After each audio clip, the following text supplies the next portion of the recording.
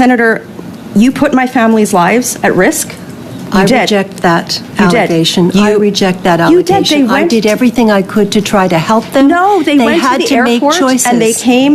They put their lives in danger, and then they weren't able to apply for a regular program.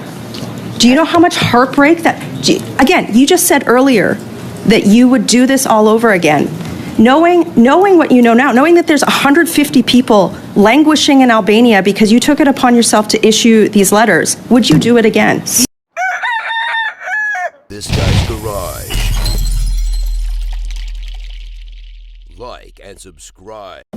In September 2020, the Globe and Mail has published 2 articles containing allegations stemming from officials from IRCC. In the article, it alleged that in 2020 and 2021, I would have sent a template document to Afghan people, especially Afghani women, fleeing the Taliban. These allegations are false. Allegations against me in the Globe and Mail and elsewhere are false. And I would like to start by acknowledging that I think everyone in this room wishes that the government had done more, and that there are still Afghans with connections to Canada that have not been evacuated who should be. Senator McPhedran, did anyone who in Global Affairs sent the visa facilitation letter to Mr. Young? I don't know. You don't know. I do know that in the email that Mr. Young sent that had the first template attached, he copied Mr. Youngut from Global Affairs. Was Mr. Young aware of all of the names you were altering, like you were adding to these facilitation letters?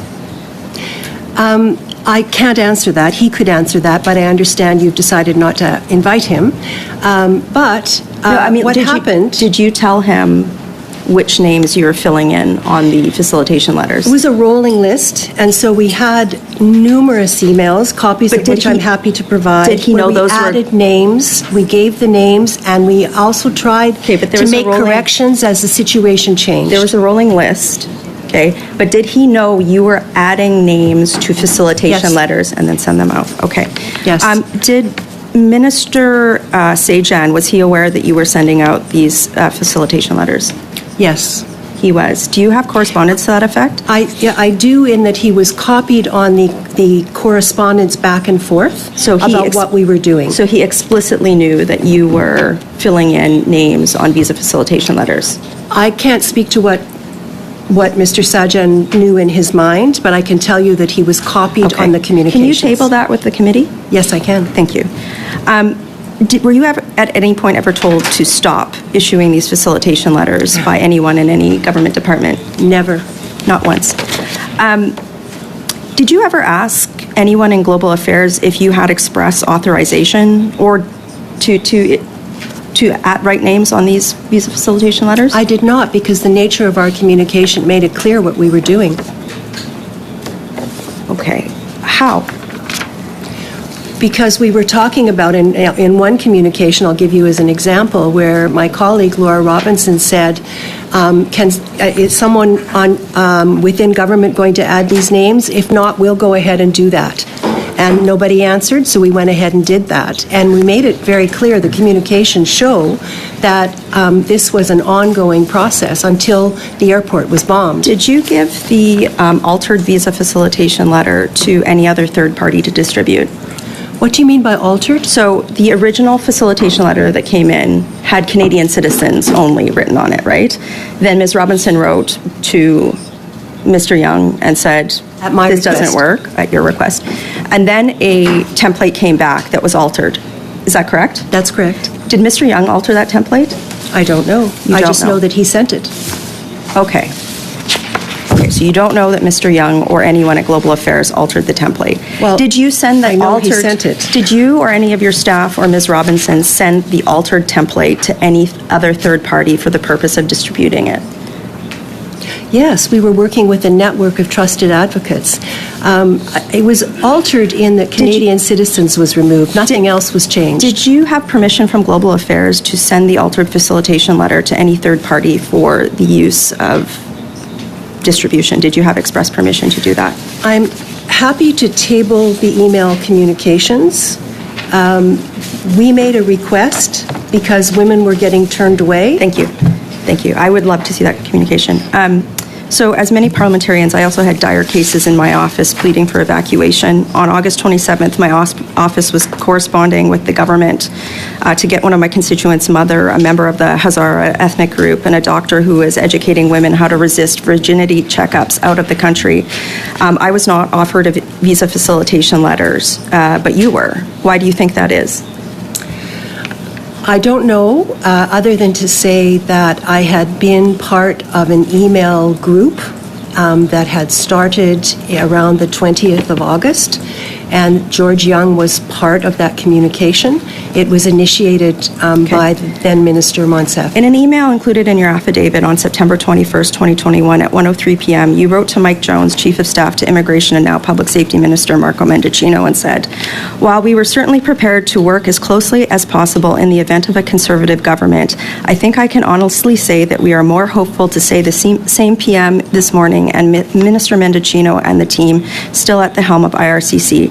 Do you think that you were given the ability to issue visa facilitation letters and the ability to choose who come to Canada while others weren't because you had voiced support for the Liberal government to a Liberal minister's political chief of staff during a federal election?"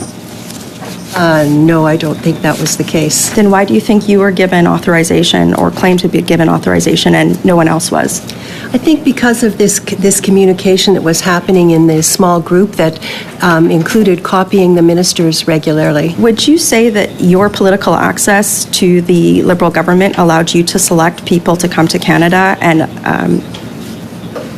period?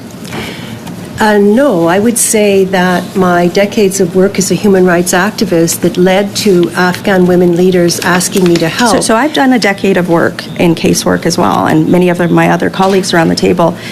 We don't think that it's equitable or right for parliamentarians to pick and choose who gets to come to Canada in an emergent situation like this. Why did you? Well, first of all, I think we need to correct the fact that I wasn't choosing who gets to come to Canada. Who was? That's a completely different process. Senator McPhedran, earlier in your testimony, in answers to question to me and quasi to Ms. Kwan, you stated that the letters weren't meant to allow people access to Canada. Is that your understanding? Yes, they were to get them to the airport. Okay, so in a hopefully get Globe and them Mail out. article yesterday stating that more than 150 Afghans are stranded in Albania after receiving this letter. In the article it says, according to documents filed in a court case, lawyers say Ms. Robinson, your consultant, confirmed in a September 2021 written exchange with someone whose name is redacted that the documents would allow the Afghans entry to Canada. They will definitely be allowed to enter Canada with this letter, Ms. Robinson wrote. How do you square that circle? Well, I think Ms. Robinson has to square that circle, and you may want to invite her to come and speak with you. Do you believe that you delegated authority to Ms. Robinson to make these types of claims? I believe that I asked Ms. Robinson to work with me as a volunteer, and that the delegation you're talking about, I was not overseeing every word that Ms. Robinson wrote. Did you personally see every name that was affixed to the altered facilitation letter before it was sent out? I think by altered you mean the second template yes, that correct. I received? Yeah. No, I did not. Okay. How many, quote, trusted advocate groups in other countries did you send the second template to? Not that many. We were working with the former captain of the Afghan national soccer team, Khalida Popal, who was the person who initially asked me. We were working with FIFA, if I may answer the question, please. Thank you.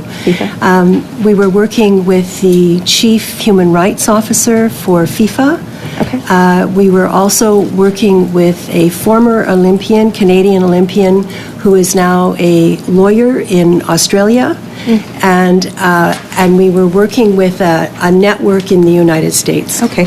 Did anyone in Global Affairs, IRCC, or the Department of Defense authorize you to send the second template to those groups for further distribution? Authorization in writing. I've told you what I received in writing. Just yes or no on the record here. Did they? I took it to be authorization, yes. Okay. Did you ever seek further clarification, like outside of the copying on the email? Like, did you expressly ask if you could further distribute the second template letter to these organizations? The agreement was acted upon and was evidenced in many of our communications. It was very clear that that's what was happening. Are there any other ministers or ministers' office staff that you feel directly knew about what was happening in your office? Absolutely. We were copying ministers regularly. On a not every single email, it depended on the topic, but Minister Sajan, Minister Monsef, Minister Mendicino, Minister Garneau. So they all would have direct knowledge of this that was happening? As a result of being included in the email communications. How about Olga Rodchenko? Definitely. Okay. Do you consider that Ms. Rodchenko gave you authorization to proceed this way? I wasn't dealing with Olga Rodchenko, who was the director of policy at the time and then became chief of staff to What Minister about Mike Fraser. Jones? We had communications with Mike Jones, yes. Okay. Did any of them ever tell you to stop doing this? No one. Okay. Absolutely no one. On August 25th, 2021, at 9:49 p.m., your office, on your behalf, sent the second template, an altered visa facilitation letter, to a family member of one of my constituents. The email that accompanied it stated, quote, "No guarantee that this document will work."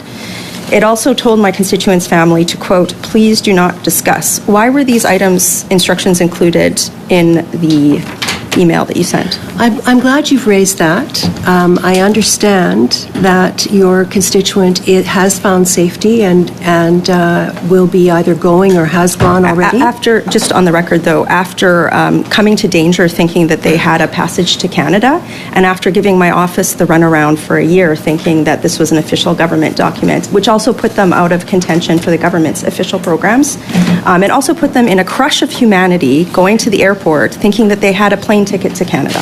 But please continue. Why were those? Why was in there? I can't speak to how they interpreted. I can tell you though that there was no safe way out of Afghanistan in those days. No safe way. I'll just close with this. If you had to do this all over again, would you do it the same way? I would try, and I would. I did everything I could do that I thought was possible at the time. Under those circumstances, I stand by what the choices were that I made. The template letter my constituent received from your office. From me, actually. I wrote it myself. Thank you. I wrote the email. The facilitation quote, like this letter, it states, "The Canadian government validates that the names identified below have been granted a visa to enter Canada." I've been on this committee for 7 years at the time. I was the vice chair. I was the critic. This fooled me in thinking that they could get into Canada. So are you now claiming that you never thought that this would actually grant them entry into Canada? I'm not responsible for the wording that Global Affairs put into that letter. Let me be very clear. I am not responsible for the content of that. The letter was provided. Let me finish, please. The letter was provided to facilitate getting into HKIA. Okay. In the original facilitation letter, my understanding from Global Affairs Canada is that these were only issued to Canadian citizens. Why would it say that they need a visa to enter Canada if they're a Canadian citizen? So was it altered? The word visa, was that altered in the second template? The only change, as I've stated previously, was removing Canadian citizens. Thank you. So in previous testimony today, you stated that you did not know all of the names that were being entered on these forms, correct? Not at the time. And you also said that these forms it was for the purpose of being presented to Canadian soldiers at the airport, is that correct? That was my understanding. How did you have any assurance that these people weren't somebody who posed a threat to the lives of Canadian soldiers? Women, athletes. Did you know many it was of women? them? Yes, of course. I was working with Feminist Network. So you personally saw every name on all of those letters? I did not, but Okay, I so you see what personally I'm saying? trusted the advocates who you chose those trusted. women. But you had no assurance that these persons... I didn't need any assurance. I trusted the advocates. They knew them. Did they validate identity? Did you validate identity? They knew them. They didn't need to validate identity. So now going to the concept of authentic letters and inauthentic. To me, and you have a background in constitutional law, is that correct? I'm sorry? You have a background in constitutional law, is that correct? I do. Okay. So as a parliamentarian, I understand that I am not the executive branch of government, so I don't have the authority to authorize certain things, like issuing letters like this, because there's due process that needs to go on. So you are claiming, if I understand correctly, that you believe that the letters are authentic because somebody emailed you a template. Not somebody, the Chief of Staff for the Minister of Defense. Okay, but you do understand that for them to be authentic, they have to be issued by the government, correct? I do understand that. They were issued by Global Affairs. So do you consider the fact that you issued them and the government did not? Are you a member of the government? I conveyed them. I received them from the Chief of Staff for the Minister of Defense, and I conveyed them to trusted advocates who helped women get out and lives were saved. But the government never knew, because you didn't know. The government never knew, right? Did the government know that, whose names were going on there? We had a rolling list, and as much as we could, we put those, and they wrote back and said they're in the system. But in terms of it being authentic, you're not a member of the government, correct? Correct? Okay. So how is it possible that you could authorize authentic letters if you're not a member of the government with duly authorized authority all I'm trying to say, Senator, is none of us would ever do this, regardless of political stripe, because we understand the division of powers and because of the danger that it can pose to soldiers. There's equity issues. I'll close with this. These women are a danger to soldiers? Do you want to help me understand that? How do you know who was on? You just said you didn't even know who was on the letters. No, I didn't say that. I said the trusted advocates that I was working with knew these women. How did the people you select, how are they more deserving than other people that were on the government list to get? How did you determine that? I didn't determine that. I was doing what I could with the resources I had. Earlier, you also said that you believed that the election had an impact on this. Do you believe that the Prime Minister's calling of the federal election during this time precipitated the need for you to undertake these activities? I wouldn't put it that way. I would say that there were a number of impacts. Thank you. My colleague, my caseworker from Ottawa, her name's Mackenzie Schultz. She's in Ottawa today. She spent a year lobbying the government, trying to get information, going through all the hoops to try to get my family out. Do you think that what you did was better than what she did? That was more effective? Sorry for interrupting. I will now proceed to Ms. Rempel Garner for 5 minutes. You can please begin. Did any minister ever directly communicate with you on the matter of you issuing the second template to Afghan nationals? No. No. When was the first time that you were made aware that any person in the government felt that these letters were either inauthentic or should have been issued to your office? In July of 2022, I started to receive requests from the Globe and Mail. Was this after I copied you on the issue of I did copy you on an email that I sent to the Minister of Global Affairs as well as the Minister of Immigration, because I didn't know where this letter came from. You did copy on. Interestingly enough, when we spoke in person in June, you never raised any of your concerns or criticisms with me. You fooled me. It's tough to do. You fooled me. Why didn't you ask me the questions? Because we hadn't heard back from the government yet. And this is what I'm trying to ascertain, is who knew what when. And I'm trying to ascertain how after a year of my office asking where did this letter come from, how nobody knew, and how my constituents' family weren't allowed to apply for regular programs, even though they had a bona fide claim to Canada, because they thought that they had been let in by this letter, and it fooled me, and I didn't want to cast aspersions on you. So that's why I wrote to the ministers, and I said, hey, what the heck? Where is this coming from? So that's me, but this is about you today.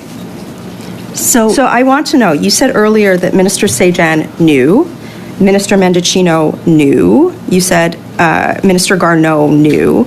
I just want to be very clear. You believe that they knew you were issuing the second template to trusted organizations. They knew this. They were copied on correspondence that was dealing with this situation. And since this is about me, I'd also like to say that interesting that you were comfortable casting aspersions on me and then sharing that with the Globe and Mail. And now you're putting casting it in a letter. aspersions on me. I don't know the reporting methods of the Globe and Mail. I just try to stay out of their crosshairs. I would recommend the same for anyone else in this room. Well, they used your letter in following up with me. I would say this. I can tell you honestly that whoever leaked it on the front end, this issue, not me. No, they were anonymous sources within IRCC. There we go. So when did you find out? So you sent, I want to know, when did you sent this list of people? Lists, rolling lists. When did you send this list? Many times and over you said, several days. And you were sending the rolling list, were you saying these are people that need to get out, or these are people I'm issuing the letters for? A combination, saying we're issuing. Can you table that with the committee? Yes, I can give you everything. I'm happy to. Okay. I'm specifically interested. Okay. And can you tell me which email address, just to follow up with Ms. Kayabaga, you know for a fact that you sent it to the actual minister's personal email addresses?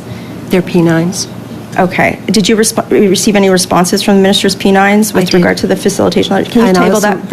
Received phone calls. Can you table that with committee as well, yes, too? I can. Okay. I also think that it's really important what Ms. Kayabaga said, desperately important.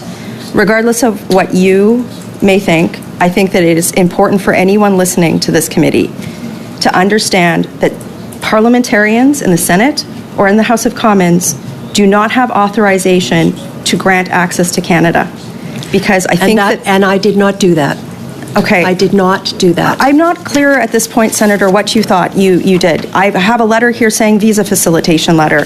There's a Globe and Mail article saying Ms. Robinson said this letter will definitely get you into Canada. But for the record, for anybody who's listening around the world or in Canada, a parliamentarian cannot grant you access into Canada. We can't grant you access to an airport. There's a reason why we have government processes, and I want to be very clear. Our job as parliamentarians is to fix the processes, to hold the government to account. And Senator, you put my family's lives at risk. I reject that allegation. I reject that allegation. You did. I did everything I could to try to help them. No, they went had to the airport make choices. And they came. They put their lives in danger, and then they weren't able to apply for a regular program. Do you know how much heartbreak that? Again, you just said earlier that you would do this all over again. Knowing what you know now, knowing that there's 150 people languishing in Albania because you took it upon yourself to issue these letters, would you do it again? These women are in Albania with food, with shelter, with safety. They are in a much better position. Sorry for interrupting. Than in Afghanistan. What about my family? Sorry for interrupting. Time is up for Mr. Rempel-Garner. Like many of the other people that we tried to help.